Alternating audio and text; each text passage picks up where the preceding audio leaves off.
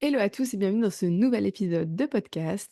On n'oublie pas sa petite boisson rafraîchissante, son petit jus de fruits, son jus de citron. Et aujourd'hui, on va plonger dans un concept fascinant du marketing, l'illusion du choix. C'est une technique subtile mais puissante que les marketeurs utilisent pour influencer nos décisions sans que nous, on s'en rende compte. Alors, prépare ta limonade et c'est parti pour un voyage au cœur des stratégies marketing. Tout d'abord, qu'est-ce que l'illusion du choix? L'illusion du choix, c'est une technique marketing qui consiste à donner l'impression aux consommateurs qu'ils ont de nombreuses options, alors qu'en réalité, toutes ces options conduisent au même résultat souhaité par le vendeur. En offrant une gamme de choix qui a l'air d'être diversifiée, les entreprises peuvent guider subtilement les consommateurs vers la décision qu'elles préfèrent tout en leur faisant croire qu'ils ont le contrôle total. Donc comment cette illusion est utilisée en marketing? Tout d'abord dans les menus des restaurants par exemple. Souvent, les menus, ils sont conçus pour mettre en avant certains plats plus rentables ou plus populaires. Les descriptions attractives, les encadrés autour des plats, et même la position des plats sur les menus,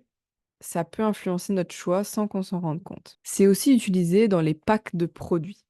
Les supermarchés utilisent également cette technique en proposant des packs de produits. Par exemple, on a un pack de 3 bouteilles de limonade pour le prix de 2, ça semble être une super affaire. En réalité, le supermarché veut surtout écouler un stock important et augmenter la quantité moyenne achetée par le client. On a aussi les abonnements en ligne. Il y a de nombreux services en ligne qui proposent plusieurs niveaux d'abonnement et qui utilisent cette illusion du choix. Ils mettent souvent en avant l'abonnement premium en ajoutant quelques options supplémentaires qui te font penser que c'est le meilleur rapport qualité-prix, tout en rendant les autres options moins attractives. Alors, quelles compétences a-t-on besoin pour utiliser cette illusion du choix? Tu as besoin tout d'abord de connaître la psychologie du consommateur. Comprendre comment les consommateurs prennent leurs décisions, c'est essentiel. Il faut que tu apprennes les principes de base de la psychologie du consommateur pour savoir comment structurer tes offres. Deuxième chose, le design et la présentation. Savoir comment présenter tes produits ou services de manière attrayante, c'est crucial. Utilise des techniques de design pour rendre certaines options plus visibles et attrayantes. Et troisième chose, analyse des données. Analyser les comportements des consommateurs, ajuster ses offres en conséquence, c'est hyper pertinent.